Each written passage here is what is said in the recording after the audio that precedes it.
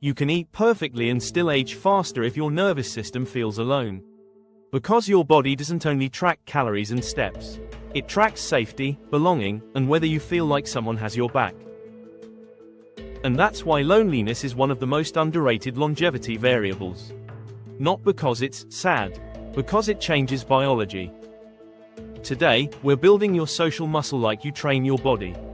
Not vague advice like, be social. A weekly plan with repeatable rituals, a friction audit, and a 14-day microcycle that creates real momentum. First, we need to define the problem correctly. Because most people mix up loneliness, isolation, and solitude, and that leads to the wrong fix. Loneliness is subjective. It's the painful feeling that your relationships aren't meeting your needs. You can be surrounded by people and still feel lonely. Social isolation is objective. It's the math: small network, low contact, infrequent interaction. You can be isolated without feeling lonely if you prefer minimal contact. Solitude is chosen. It's time alone that feels restorative, like recovery and reflection. Solitude can downshift stress, while loneliness tends to upshift it. So here's the soundbite to remember. Isolation is the math. Loneliness is the chemistry. Now let's address the uncomfortable truth. Humans aren't designed to white-knuckle life alone. Your nervous system evolved assuming access to supportive others. When you feel connected, your brain treats the world as safer and less costly. When you feel alone, your brain treats the world as riskier and more expensive. That doesn't mean you're weak. It means your hardware is ancient. Your nervous system is running Stone Age software in a 2026 world. So what does loneliness actually do to the body? This is where it stops being feelings and starts being physiology. Loneliness behaves like a chronic stress signal. It's associated with changes in stress hormone patterns, including shifts in daily cortisol rhythms. And chronic stress load tends to spill into sleep, appetite, cravings, and recovery. Loneliness and isolation also show up in inflammation signaling. Research links loneliness more consistently with markers like IL-6, and isolation more consistently with markers like CRP and fibrinogen, even though studies vary. The punchline is simple: your immune system can hear your social environment. There's also evidence from social genomics showing perceived isolation can shift immune-related gene expression patterns. That's a fancy way of saying, your body may behave as if it's under threat when it feels socially unsafe. More vigilance, more inflammation, less rest and repair. And here's a practical longevity pathway people miss. Isolation doesn't only affect long-term biology. It can also affect short-term survival because there's no one nearby during acute events. If you live alone and something happens, the delay is the danger. Loneliness hurts the long game. Isolation can hurt the short game too.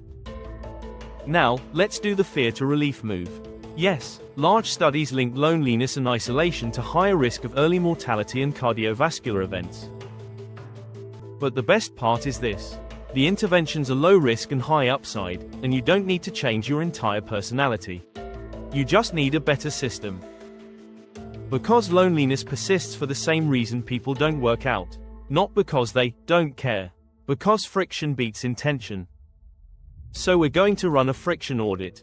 This is the part of the video that actually changes lives, because it tells you what to fix first.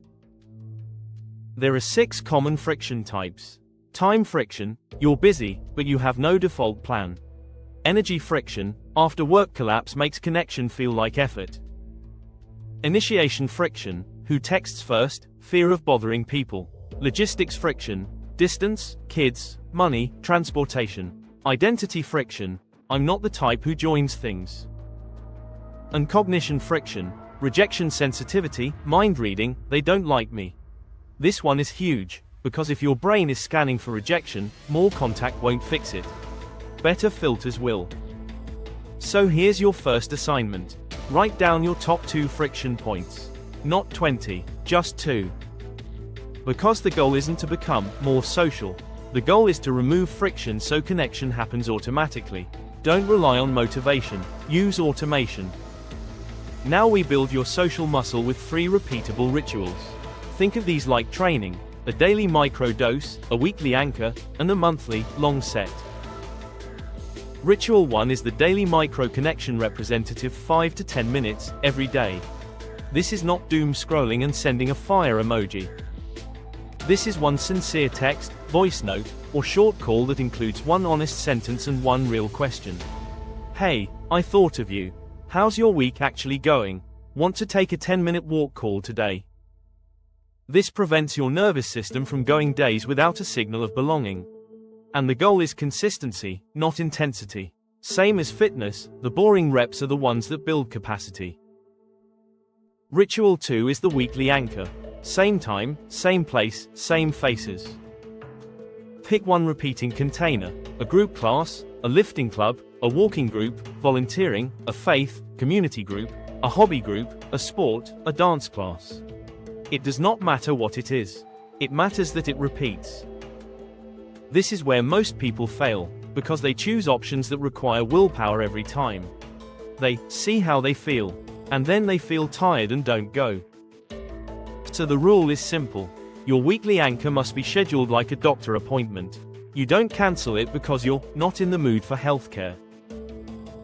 Ritual 3 is the monthly circle, a shared meal, shared service, or shared project. This is where deeper connection builds, because shared projects create closeness faster than small talk. Rotate hosting, or pick a standing location, and use the bring one person rule once in a while to gently expand your network. A monthly circle is also your resilience net. It's the thing that exists when life gets hard, because the time to build connection isn't when you're in crisis. Now let's make this wildly practical with the 2 weeks to momentum plan. Not loneliness solved in 14 days. Momentum in 14 days. Days 1 to 2 are baseline and the friction audit. Write 3 names, people you'd be genuinely happy to hear from. Then write your top 2 friction points. Days 3 to 7 are daily micro connection reps. 1 message per day, but it must include specificity in the question. Not, we should catch up sometime. That's social junk mail. Try this instead. If you're free Thursday at 6, want to walk for 20 minutes. Specific beats vague almost every time. Days 8 to 14 you add the weekly anchor. Go once, even if it feels awkward. Then schedule the next one immediately. This is the secret. The second session is where identity starts to shift. The first session is behavior. The second is momentum. Now, quick reality check. Some people will say, but I'm introverted. Perfect. This plan is built for you. Introversion is about energy recovery, not a ban on connection. You can be introverted and still need belonging, just like you can hate squats and still need leg strength. Choose lower drama containers, small groups, structured activities, and time-capped interactions. And if you're thinking, what if they don't respond? That's cognition friction talking. We're not asking you to become fearless.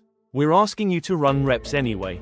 Because confidence is a byproduct of evidence, and evidence comes from reps. Now, a responsible note. If loneliness is paired with persistent depression, severe anxiety, substance misuse, or you feel unsafe in your own mind, professional support matters. That's not a failure, that's strength with a plan. For everyone else, this blueprint is your starting point. Connection is not a personality trait. It's a trainable skill. And once you treat it like training, everything changes. You stop asking, why am I like this? And you start asking, what's my next representative? If this helped, hit like and subscribe. Please check the description for tools and affiliate links that match today's episode, plus our Longevity Compass Amazon KDP book, and if you know someone who looks healthy, but feels alone, share this, because social health is real health. Remember the line, solitude is chosen, loneliness is felt, and social muscle is built, one representative at a time.